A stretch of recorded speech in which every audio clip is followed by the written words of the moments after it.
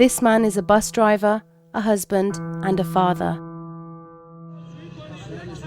In 2005, he helped to create Syndicate, an independent trade union representing 17,000 bus workers in Iran's capital city, Tehran.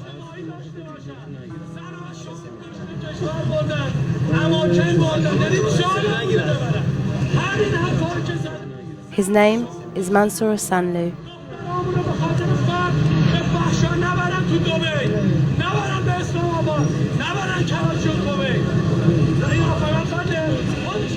Osanloo and his fellow workers led protests that increased bus workers' pay by $50 a month. They persuaded employers to provide work clothes and got casual workers signed to 2-year contracts. They argued for $40 childcare allowances to be paid to women workers. These were not anti-government actions. Nevertheless, today, Mansour Osanloo is detained in the notorious Evin prison in a North Tehran suburb. Here, Iran's political prisoners are kept and tortured. Some have paid the ultimate price. Over the last 2 years, Osanloo has spent more time in than out of this prison.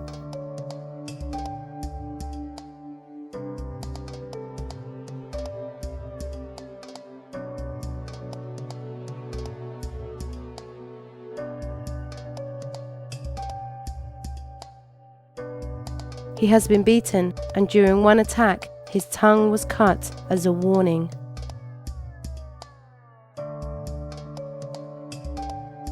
Osanloo was most recently detained on July 10th.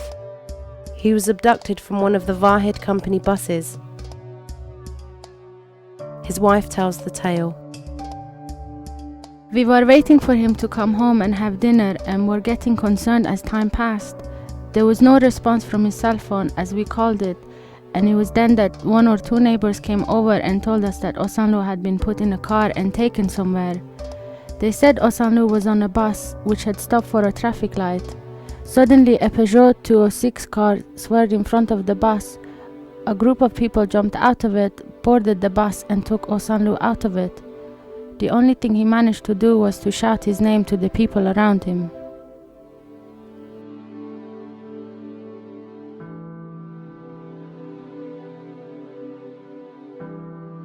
Witnesses said Osanloo was badly beaten by the thugs. It was 2 days before his family knew for certain that he was alive and in prison. This most recent detention came 3 weeks after Osanloo was allowed to travel outside Iran. In June, he joined fellow transport workers at the International Transport Workers Federation in London and told them that international support for the union struggle was crucial. He travelled to Brussels to meet the International Trade Union Confederation and other world trade union leaders. Throughout the trip, Osanloo spelled out his mission, that of raising the salaries and improving the lives of his fellow workers. Following this visit, and in response to a complaint brought by the ITF and the ITUC, the International Labour Organization, a UN agency, urged the Iranian government to drop charges against Osanloo and to grant full trade union rights.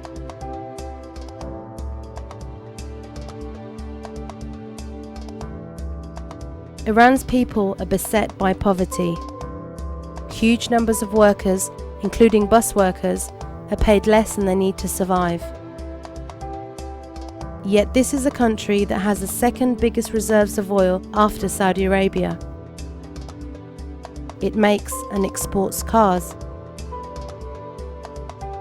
Iran's port of Bandar Abbas imports huge quantities of manufactured goods from Korea and Thailand.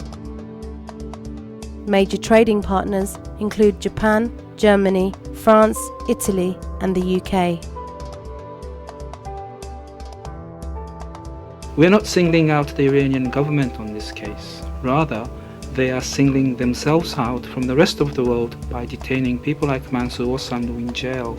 And as a member of the ILO, if they fully comply with the principles of the ILO, the government would massively improving their public relations with the rest of the world. So while Osanloo's fate waits in the balance, internationally, the eyes of the labour movement are on Iran. On August 9th, workers in 38 countries took to the streets to highlight their support for Iran's independent trade unions and to demand the freedom of Mansour Osanloo as well as fellow trade union prisoner Mahmoud Salehi.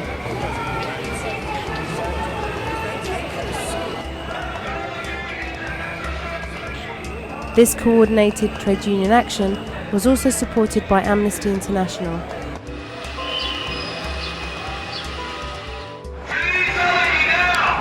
In London, the ITF General Secretary presented the Iranian embassy with a petition demanding they release the trade unionists. Simultaneously in Tehran, 5 more bus union leaders were detained as they went to attend a rally at Osanloo's house.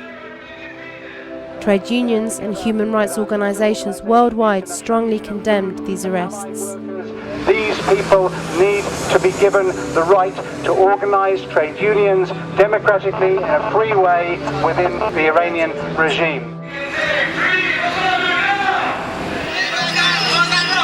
This global action sent a strong message to Iran's politicians and galvanised solidarity amongst transport workers. The 5 million members of the ITF family are spreading the word in their workplaces and in the streets.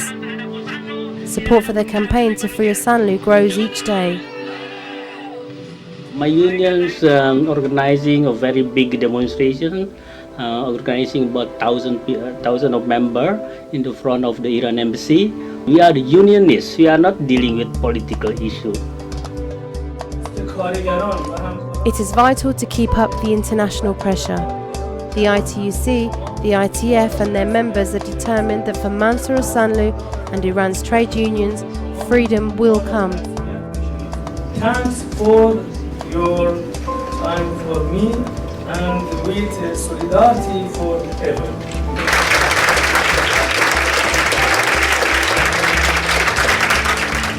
Demonstrate your solidarity. Fight for Osanloo and for freedom for all of Iran's workers.